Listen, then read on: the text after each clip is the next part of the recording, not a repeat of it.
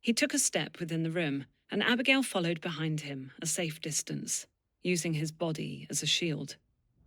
"Close the door behind you," he said softly. As she did so, the bird took flight, and Abigail ducked with a scream that sounded remarkably similar to the swallow shrieking overhead.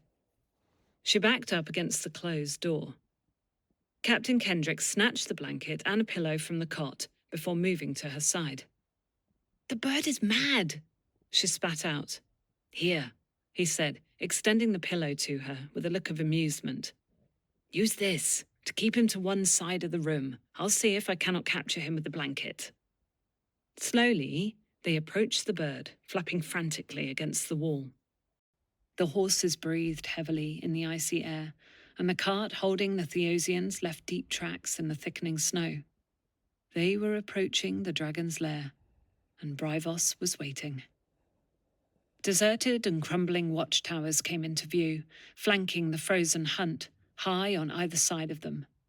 They were the remains of an ancient gate that guarded the path leading further into the Dragonlands, named Wraithwatch by the elders of Splendania. A strange feeling took hold of them as they stared at the broken stairways and stone that was strewn down the snowy fells. It was as if they were being watched by something within the towers, a menacing presence that meant them harm. "What lingers here?" asked King Raelin, with a slight air of fear and doubt.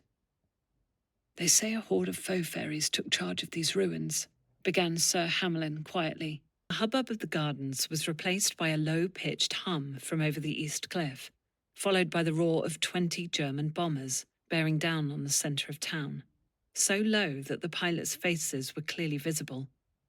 There had been no warning, no sirens, no chance to run for safety.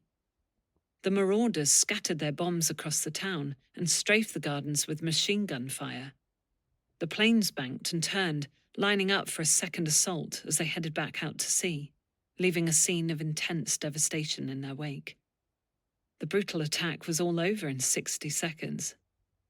As the sounds of the aircraft faded in the distance, they were replaced by an unnatural silence. The sky darkened with thick black smoke, rising up from Bobby's department store, which had been hit by bombs and gunfire, and spreading out over the surrounding area. And then the silence was shattered by the pandemonium of screaming, wailing, and shouting. "Hypnopompic." "Wake up," demanded the strange man while tugging her arm and snapping his finger in her face. Arden opened her eyes instantly and scanned the room, her surroundings becoming more apparent with each passing second.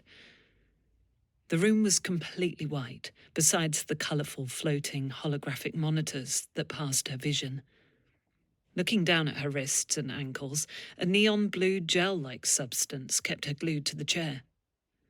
The strange man scrunched up the sleeve on her right arm, exposing her wrist kit. His free hand slithered behind her head, gripping tightly onto her scalp. Behind the man was a woman wearing a white lab coat. She began rolling a desk toward the both of them, the hanging wires sliding across the room like a snake. "I need you to stop moving," the man stated as he manhandled her skull and forced her to look into his eyes. Arden's body stiffened with fear, her lungs acting as if they were frozen within her chest. Looking into the man's dreadful brown eyes, her focus shifted to her own reflection. Yes, there was a noise, a jangle. Keys. He had keys. Then she felt him kneel down, pushing against her slightly. He was messing with her foot, her ankle, undoing the clasp. She heard it clank to the floor, the cold burn of the metal released from her. She opened her eyes a crack. He was there, at her feet. He wasn't paying her enough attention to know that she was awake. A glance around. She sat fast as she could, throwing the blanket from her, knee up into his face. She contacted with Weston, his nose splitting open on contact, blood spurting out and down and flicking up all at once. He made a dull grunting sound. Head snapped back. He froze like that for a second. Grace stood, wavering, weak, her feet cold on the floor. Faith's lips curled in contempt, and Langfelt said, "You have to give me some credit for that. How many murderers do you know are so kind to their victims?" When Faith didn't respond, Langfelt sighed and continued. "Anyway, I found that the power was enough to satisfy me. I didn't need to torture them. I didn't need to burn them or cut them. I didn't need to violate them. I just needed to talk to them. I needed someone to listen. With my desire for revenge satisfied, I needed to experience, even in the smallest sense, what it feels like to have a loving, supportive family. So I created a world where that family existed.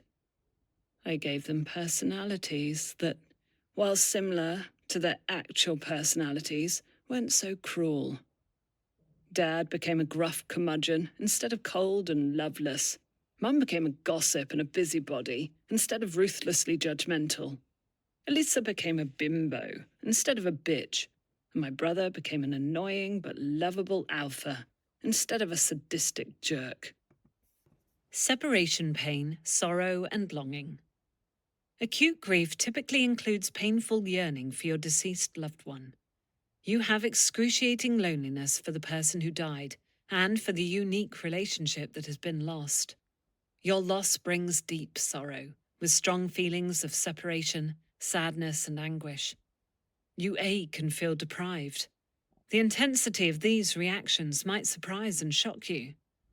Unless you have lost other loved ones previously, you may feel that you have not contended with anything quite like this before. You may become fearful that you will be overwhelmed by your mental suffering. You may feel your loss in physical terms, experiencing it as a physical emptiness, or even as being mutilated or wounded, as if parts of you have been ripped away. Such feelings not only reflect your sense of separation from your loved one, but also your awareness of the loss of parts of yourself that had been formed by your relationship with the deceased.